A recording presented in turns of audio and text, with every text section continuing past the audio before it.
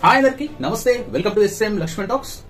దీపావళి పండుగ గురించి అనేక కథలు అయితే ఉన్నాయి. అయితే దీపావళి పండుగ ఎందుకు జరుపుకుంటారు అనే దాని గురించి మహాభారత పురాణం ప్రకారం దీపావళి పండుగ గురించి కథ అయితే ఈ విధంగా ఉంటుంది. అయితే అతిథి కశ్యపులకు రాక్షస గడిలో పుట్టిన ఇద్దరు కుమారులు హిరణ్యాక్షుడు హిరణ్యకశ్యపుడు జన్మిస్తారు. అయితే ఈ ఇద్దరు రాక్షసులు అయితే దేవతలను అయితే ముప్పు తిప్పలు పెట్టి హిరణ్యాక్షుడు అయితే ఏకంగా భూమిని సముద్ర గర్భంలోకి తీసుకెళ్లి దాపెడతాడు. దానితో శ్రీ మహావిష్ణువు దగ్గరికి దేవతలందరూ వెళ్లి బాధపడి ఇలా మొర పెట్టుకోవడంతో అప్పుడు భూమిని రక్షించడానికి శ్రీ మహావిష్ణువు వరాహ అవతారం ఎత్తి సముద్ర గర్భంలోకి వెళ్లి వజ్ర ఆయుధం లాంటి తన కురలతో అంటే వరాహ రూపంలో ఉన్న శ్రీ మహావిష్ణువు హిరణ్యాక్షుడిని చంపేసి అప్పుడు భూదేవిని కాపాడతాడు. అయితే ఆ సమయంలో భూదేవి వరాహ స్వామికి నిశిత సంధ్యాకాలంలో ఒక పుత్రుడు జన్మిస్తాడు. అలా జన్మించిన పుత్రుడే నరకాసురుడు.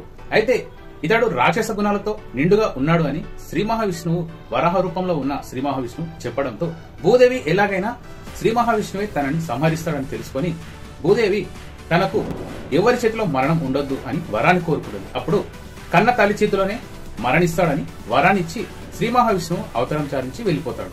ఆ విధంగా భూదేవి జనక మహారాజుకి తన కుమారుడిని అప్పజెప్పేసి విద్యాబుద్ధులు నేర్పించమని అప్పజెప్పి వెళ్లిపోతుంది. ఆ విధంగా నరకాసురుడు విద్యాబుద్ధులతో ఎంతో శక్తివంతుడుగా తయారవుతాడు.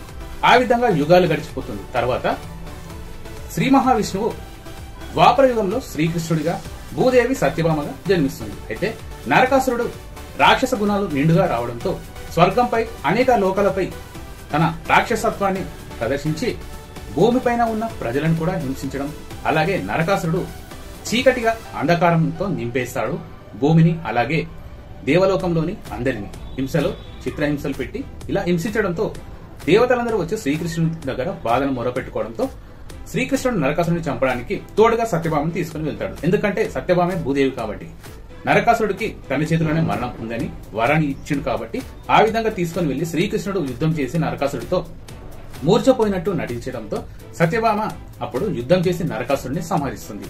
ఆ విధంగా దేవతలందరూ చీకటి తొలగి వెలుగు నిండినందుకు దీపాలతో వెలిగించి దీపావళి పండుగను జరుపుకున్నారు. ఆ విధంగా ప్రజలందరూ ఎంతో సంతోషంతో ఆ నరకాసురుడు చనిపోయిన సంతోషంతో చీకటి పోయి అంధకారం తొలగిపోయి వెలుగు నిండినందుకు దీపాలు వెలిగించి దీపావళి జరుపుకున్నారు.